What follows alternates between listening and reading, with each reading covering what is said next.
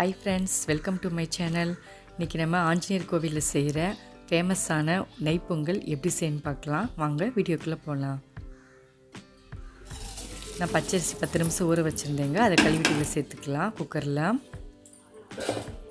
நான் இந்த கிளாஸ் அளவுக்கு 3 கிளாஸ் அளவுக்கு பச்சரிசி எடுத்துருக்கேன். இப்போ தண்ணி சேர்த்துக்கலாம்.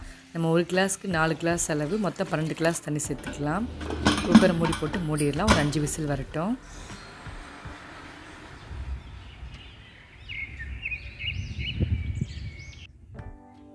நான் வெல்லம் இன்றைக்கி உருண்டை வெல்லம் தாங்க எடுத்திருக்கேன். இது நம்ம கடையில் கருப்பு வெல்லம்னு கேட்கணும். அதாவது மெட்ராஸ் வெல்லம்னு சொன்னால் இதே மாதிரி வெல்லம் கிடைக்கும். இந்த வெல்லம் தான் நமக்கு கோவிலில் செய்கிற மாதிரி அதே டேஸ்ட்லேயும் அதே கலர்லேயும் கிடைக்கும். இப்போ நான் வெல்லத்தை தட்டிட்டேன். இந்த கிளாஸ் அளவுக்கு நான் 4 கிளாஸ் வெல்லம் எடுத்திருக்கேன். நீங்கள் 3 கிளாஸ் அரிசிக்கு 4 கிளாஸ் வெல்லம் சரியாக இருக்கும். இப்போ ஒரு 1/2 கிளாஸ் அளவுக்கு தண்ணி ஊற்றி மெல்ட் பண்ணிக்கிறலாம்.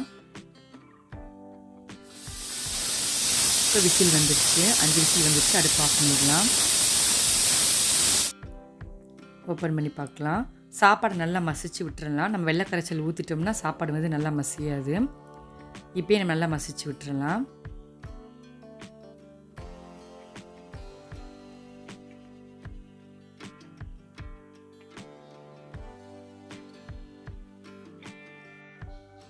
இப்போ வெள்ளை கரைச்சலை சேர்த்துக்கலாம். இந்த மாதிரி நமக்கு வடிகட்டி சேர்த்தாதே 1-2 கல் இருந்தாலும் வடிகட்டிடும்.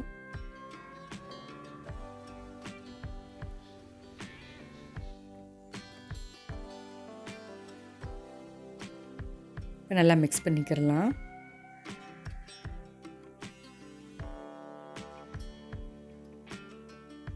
அடுப்பு லோ ஃப்ளேம்லேயே இருக்கட்டும்ங்க, இல்லாட்டி அடி பிடிச்சிரும்.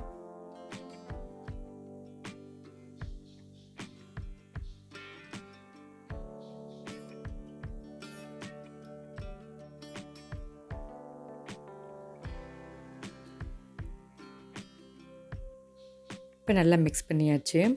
இந்த ஸ்டேஜில் நம்ம ஏலக்காய் சேர்த்துக்கலாம். பச்சை கற்பூரம் ஒரு பிஞ்ச் அளவுக்கு நம்ம சேர்த்துக்கிறலாம். அப்போதே நம்மளுக்கு கோவிலில் கிடைக்கிற பொங்கல் மாதிரி அதே டேஸ்ட்டில் கிடைக்கும். நல்லா மிக்ஸ் பண்ணி விட்டுக்கிறலாம்.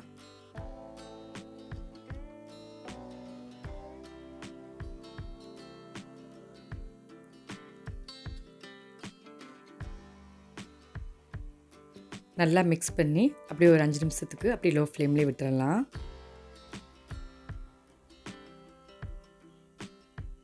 இப்போ நான் 1/4 கப் அளவுக்கு நெய் எடுத்துருக்கேன். அதில் முந்திரி பருப்பு வறுத்து சேர்த்துக்கிறலாம். பொங்கல்லாம்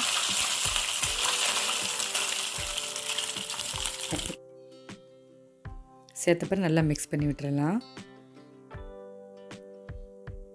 பாருங்கள் கலர் எந்த அளவுக்கு சேஞ்ச் ஆயிடுச்சுன்னு. நம்ம இந்த மாதிரி வெள்ளை எடுத்ததே நம்மளுக்கு கலர் இப்படி சேஞ்ச் ஆகும். நார்மல் வெள்ளை எடுத்தோம்னா இந்த மாதிரி கலர் வராது.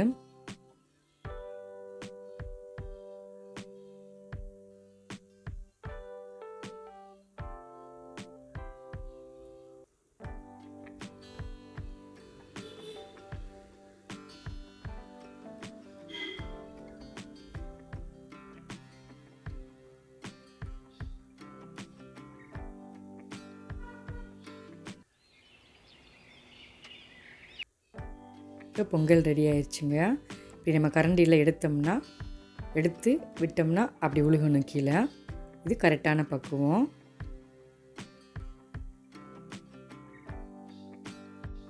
இப்போ நம்ம என்னதே வீட்டில் பொங்கல் வெரைட்டியாக செஞ்சாலும் ஆஞ்சநேயர் கோவிலில் கிடைக்கிற நெய் பொங்கல் டேஸ்ட்டு வேறு லெவல் தேங்க.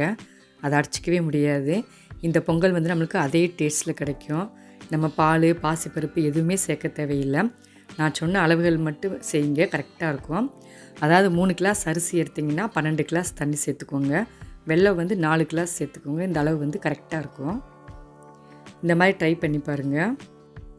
எப்போவுமே நம்ம நார்மலாக செய்கிற பொங்கலுக்கேவும் இப்போ நீங்கள் 1 கிலோ அரிசி எடுத்திங்கன்னா 1 கிலோ வெல்லம் எடுக்காமல் 1.5 கிலோ எடுத்து செஞ்சு பாருங்கள்.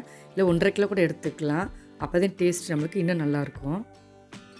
இப்போ நான் கோவிலுக்கு தேங்க பேக் பண்ணிகிட்ருக்கேன். நான் ஏற்கனவே உங்களுக்கு புளியோதரை வீடியோலேயே போட்டிருக்கேன். இப்போ நான் ஆஞ்சநேயர் கோயிலுக்கு தான் போகிறேன். அங்கே தான் இப்போ நான் பேக் பண்ணிகிட்ருக்கேன். நான் போன தடவை சாம்பார் சாதம் செஞ்சு கொண்டு போயிருந்தேன். அப்போ அங்கே இருக்கவங்ககிட்ட நான் கேட்டேன், உங்களுக்கு பிடிச்ச எதாவது செஞ்சு கொண்டு வரட்டுமான்னு.